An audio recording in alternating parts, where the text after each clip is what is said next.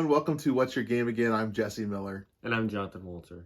Today, this is not a top 10 list. We are going to be talking about one of the more introductory but yet more complicated of game genres, and that is worker placement. Yeah, worker placement is very common. Actually, it can be complicated, usually because worker placement is mixed with other types of gameplay. So let me tell you what worker placement is. It is basically you're taking your character, a meeple, they're called, the little figures, a figurine of some sort that's your character, and you're placing it in a location to gain the resources, and that goes around in a turn-based style. So I would place something, gain the resources. Jonathan places something, gains the resources, and kind of around we go. And then you take your people back, and then you do it all over again for a certain amount of rounds. You use your resources to complete tasks or get points in some variety of ways depending on the game style and theme. But that's basically what worker placement is. What it is not is a classic game that you are probably familiar with that I always thought was worker placement. That's Catan. Catan feels like worker placement, but it's really not. Catan's considered German style gaming or Euro style gaming. In Catan, you place a settlement, gain the resources when it's rolled, when that number is rolled, you gain it, and then you leave the stuff there, and you keep gaining it every time something's rolled. And there's other things that you do too. But that's not really considered worker placement because you're not picking up your settlement, you're not really strategizing each turn, where should I lay something to gain the resource.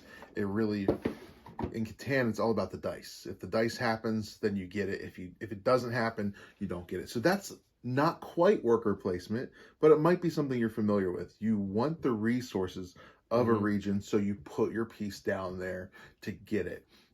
So that's the overview of worker placement, and these games can be a lot of fun. They're less interactive. It's more of an indirect interaction, and same with Euro style gaming. It's very indirect, so it's not like Jonathan and I are fighting intentionally with cards to battle it out. Some mixed games, which we'll talk about, do have that element, but in general, worker placement is like, I want to get my thing built, so I'm going to do my thing, you do your thing, and so it's indirect. You're playing alongside the other person, basically. Whoever can do the better job wins at the end of the day. So that's what worker placement in a nutshell is. We have a few games that we've played that we have that are considered worker placement games. So Jonathan, you want to talk about one of these games? The first game we have right back here is The Godfather: Corleone's Empire, and that's a combination of worker placement and area control. And in that game, you use your henchmen to claim resources, bank money, or gain illegal paraphernalia so that you can complete jobs and ultimately become the Godfather. Yeah, the Godfather. Build your empire. Yeah. So that's a theme based, if you like the Godfather movies and you want to play some worker placement type of games, that's a good theme. One of the games that I really enjoy is Dune Imperium. There's a different variety of Dune games out there, but Dune Imperium is a mixture with worker placement and also a little bit of deck building in that, and some battling. So it's a kind of a combination of a lot of styles of games all in one. But in Dune Imperium, you place your meeple on a location that gives you a resource, and you use that resource to do other things, to open other locations. In the deck that you build, you draw from these cards up there. You can purchase them with certain things that you get, and these decks allow you to go to other locations and get other resources. And so I found that game to be really fun. The artwork is a little boring for me, but if you like the Dune universe, it's a really fun game mixed with worker placement ideas. So also, we have back here Robinson Crusoe. You and I have not played that yet. I just got it a few months ago. Highly reviewed, a lot of awards that it's won in the last almost 10 years that it's been out.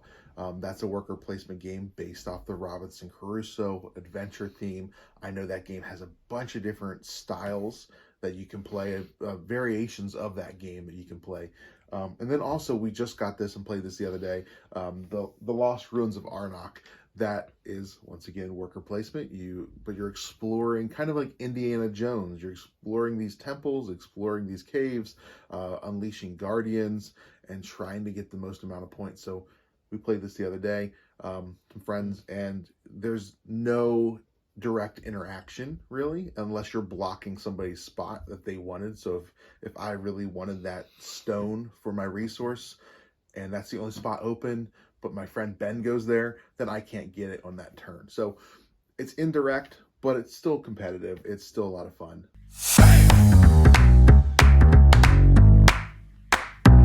Targi is a game that's played over 12 rounds.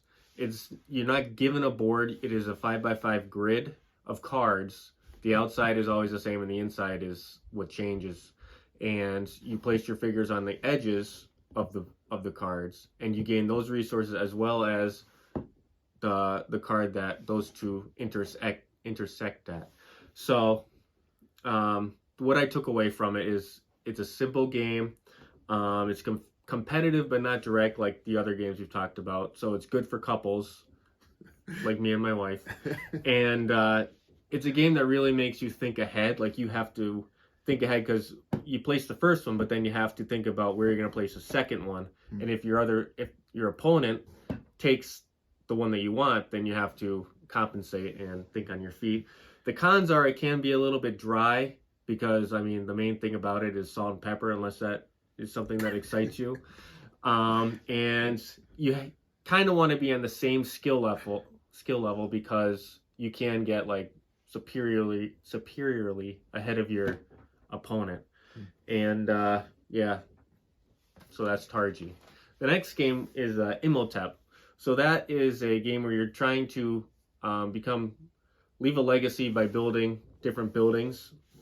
You're obviously in Egypt, and so you have your sled of stones and you're carrying it across, and you want to block other players and use those stones in a certain way to gain the most points. So what I took away from that game was it's a quick setup, simple rules, instructions are easy to decipher.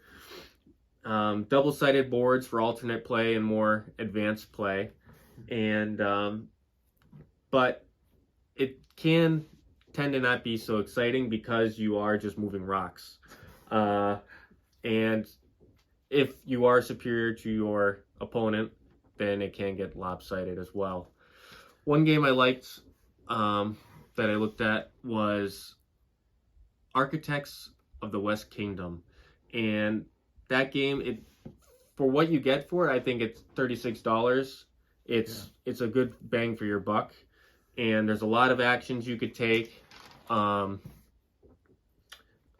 It's plays solo to 5 players. They have a solo mode, and you have a lot of options. It's very thematic. You are an architect who is trying to stay in good standing with the king, and you're competing with the other architects, but you can stay virtuous or you can go to the dark side, essentially, by making black market deals or hiring like some shady characters, and you could end up in a guardhouse, and you could send the authorities to areas where a lot of other opponents are, and you can have them taken to the guardhouse. So there is some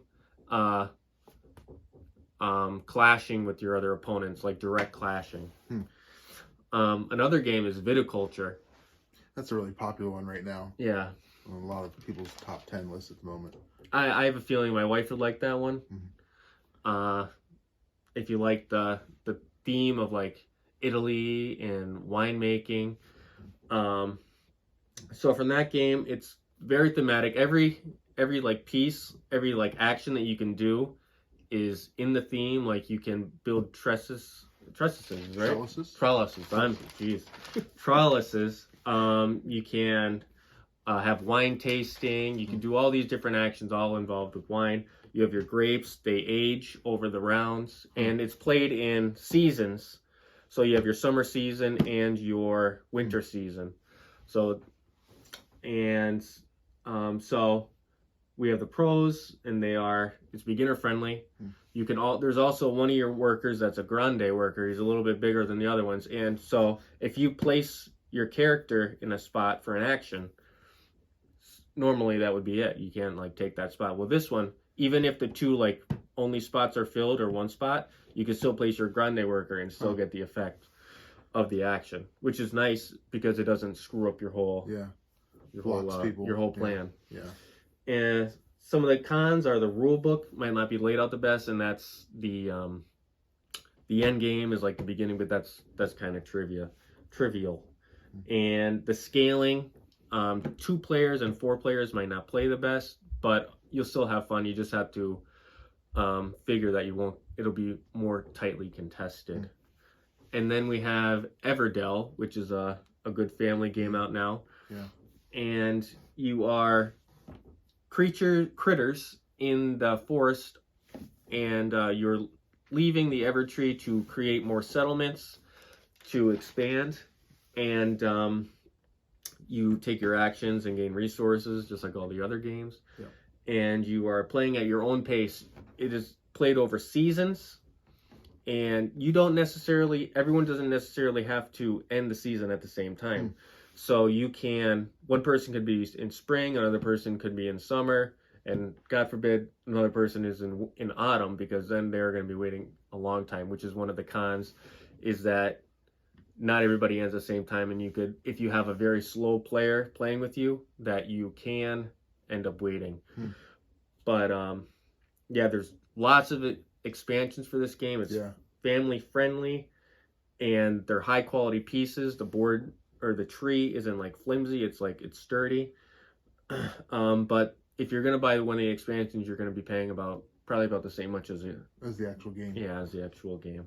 Yeah, that's one that I put on my wish list, and hope to play it here soon. For me, another one that's on my wish list is Lords of the Waterdeep. That kind of checks a lot of the thematic boxes of things that I enjoy. So you have kind of this wizards and like adventure kind of this epic medieval feel, but it's a worker placement game. You're placing pieces and going on these adventures and gaining points, things like that. It looks really interesting, and that's another game that's only like I think $38 on Amazon right now, or other locations to buy games. It's not that expensive, and I also think they have some expansions for that.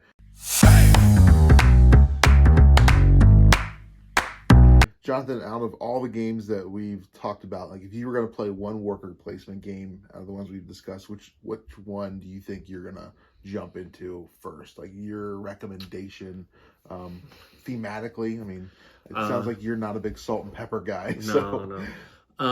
Well, theme is probably one of my biggest things, and then and I do tend to like graphics and stuff like. It had to be either Viticulture or Architects of the West Kingdom. I can't really decipher between them. Okay. They're about the same price, so like if you're worried about that, Viticulture is a little bit more, but I think it might be worth it. Yeah. For me, honestly, Dune might be one of the best games that I've played, just because it combines so many different elements. But if you're looking for like your first good worker placement game, I love the theme and the ease of jumping into the Ruins of Arnak. Ruins of Arnak was super fun. The artwork to me is really good. It's just, you unlock these guardians whenever you explore a location, and you can choose to battle that guardian to gain the resources, to get the points. I loved most of that game. I thought it was a really easy game to jump into for worker placement. So that's our look at worker placements. We hope that we help you find your game. So that's it for this episode of What's Your Game Again. Hope you join us next time.